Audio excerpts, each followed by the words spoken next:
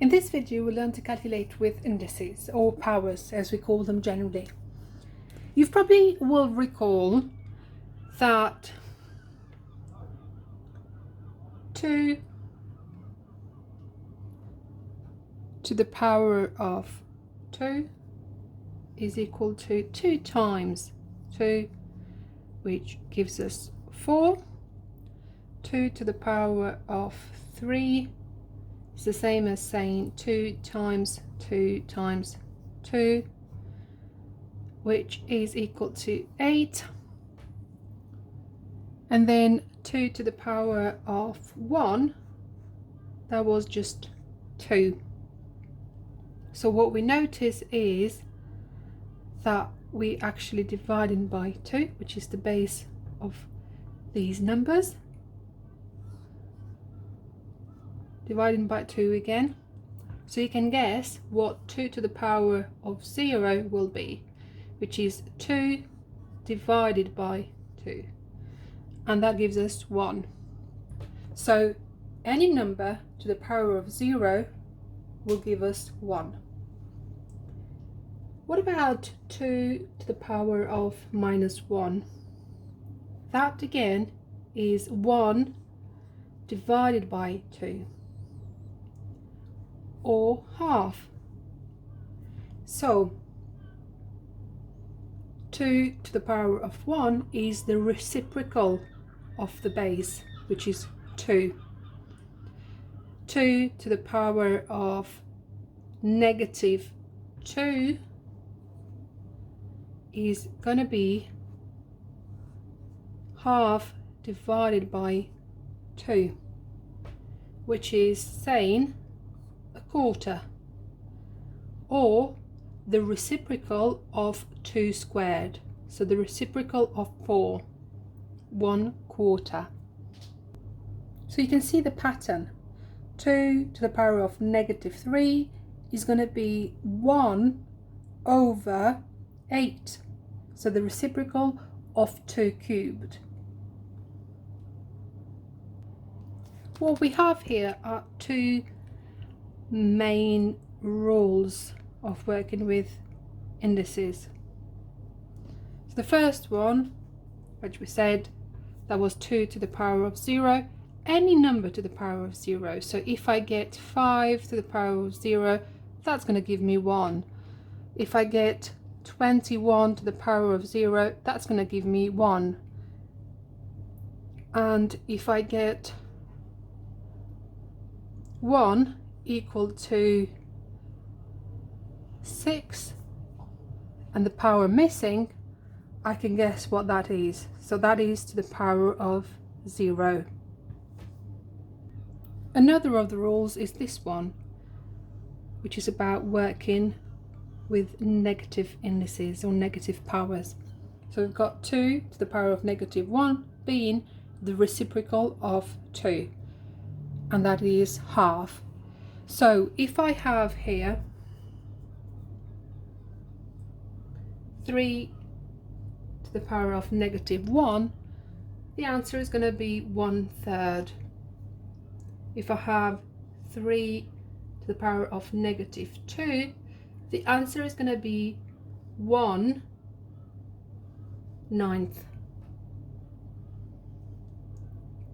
1 over 3 squared. So if I have 5 to the power of negative 3, that's going to be 1 over 125, because 5 cubed is equal to 125.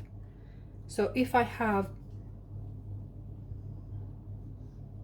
7 to the power of negative 2, that is the same as saying 1 over 7 squared, which is the same as saying 1 over 49, or 1/49. There are 3 more laws or rules that we're going to look at just now. The first one is about multiplying powers. So we've got these two numbers, 2 cubed and 2 squared, which is the same as saying 2 times 2 times 2 times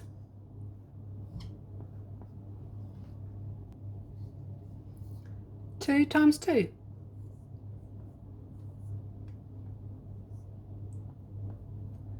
So how many 2's do we have multiplied all together?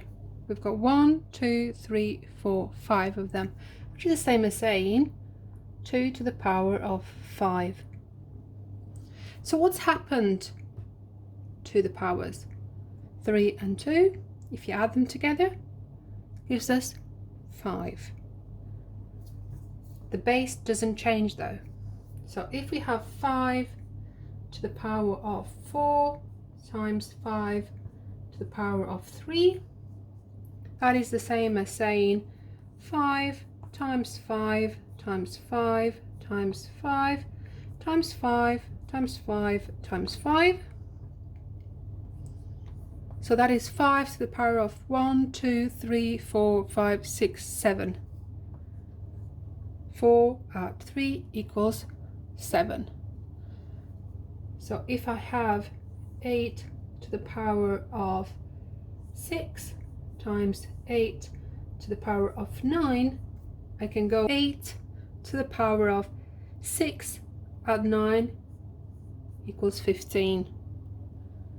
A final one, if I have 9 to the power of 12, how can I write that as a product of two different powers? So that would be 9 to the power of maybe 2 and 9 to the power of 10. So 2 and 10 equals 12. There are many combinations possible here. You'll have noticed that I refer to these as powers or indices. Now within these, the number at the bottom, that is called the base, and this is called the index, it's called power, it's called the exponent. There are different names for it. The main one to remember is index, indices in plural. So now what we've just noticed is that when we multiply these two indices, the base will stay the same, but the two powers at the top will be added. What happens when you divide? So I'm going to change this to division.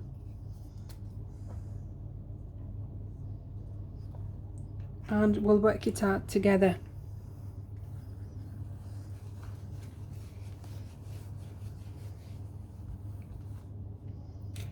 So that division, we've also said before, that is the same as the fraction line. So we've got 2 to the power of 3, which is 2 times 2 times 2 at the top, divided by 2 times 2 at the bottom. Now we know that when we simplify fractions, if we divide or multiply the numerator and the denominator by the same number, we get the same fraction. If we want to simplify, we divide by the same number. So if I divide the top and the bottom numbers by 2, the fraction will then remain the same. So I'm going to divide them both by 2. So then I have 2 times 2 over 2. I can still divide them by 2. So I'm left with 2 over 1, which is the same as just 2. So what's happened? 3 take away 2 leaves me with 1, and 2 to the power of 1 is just 2. Let's try another one. So 5 to the power of 4 divided by 5 to the power of 2. So we have 5 times 5 times 5 times 5 divided by 5 times 5. Just 2 of them. So simplifying, and once more we have 5 times 5 at the top, all over 1, which is the same as just saying 5 times 5. How can we write that as a power? 5 squared. So 4 take away 2 leaves us with 2. Let's try another one. So 9 to the power of 6 divided by 9 to the power of 3. So we have 9 times 9 times 9 times 9 times 9 times 9, 6 of them. That is over 9 times 9 times 9. So simplifying, we get 9 times 9 times 9, which is the same as 9 to the power of 3. And 6 take away 3 leaves us with 3. And the final law. So if I have 2 to the power of 2, and that is all cubed.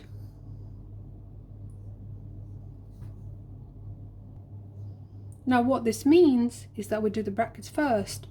So the whole thing will be raised to the power of 3.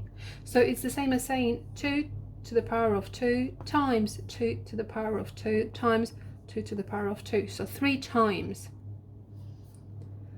But we also said that 2 to the power of 2 is just like saying 2 times 2. And the same thing here. Times 2 times 2 times 2 times 2.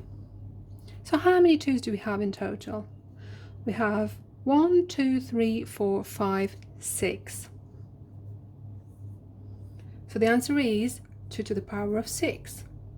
But what's the relationship between the 2 and the 3 here? 2 times 3 gives us 6. So that's what this final rule is about. Let's just try another one. So 4 cubed all squared. So 4 cubed times 4 cubed, because we're squaring 4 cubed. So that is the same as going 4 times 4 times 4 times 4 times 4 times 4, 3 in each. So that is 6 in total.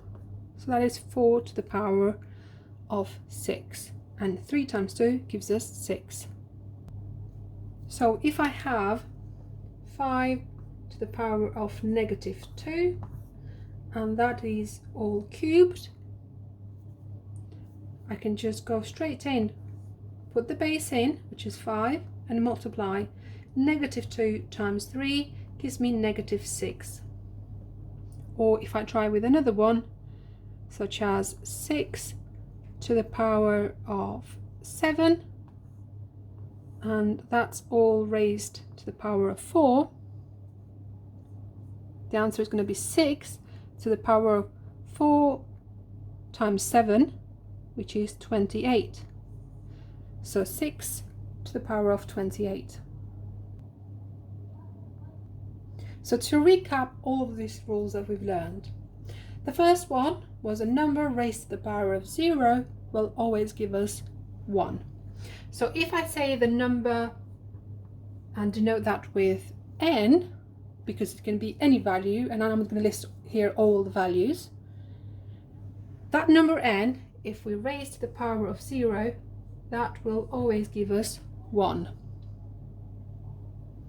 And that number n, if we raise to a negative power, negative a, we're going to say, because that can be different as well, then the answer is going to be equal to the reciprocal of that number to the power of a. Maybe the third rule the other law was about multiplying powers. So that number n to the power of a times n to the power of b is equal to that number n to the power of a plus b. And if we're dividing n to the power of a by n to the power of b, the answer is going to be equal to n to the power of a take away b. And finally, if you've got n to the power of a, and that is all raised to the power of b, the answer is going to be equal to n to the power of a times b, and for short we just write it as ab. These are all the rules to remember for GCSE Foundation. There is one more rule for GCSE Higher, and that's about fractional powers or fractional indices.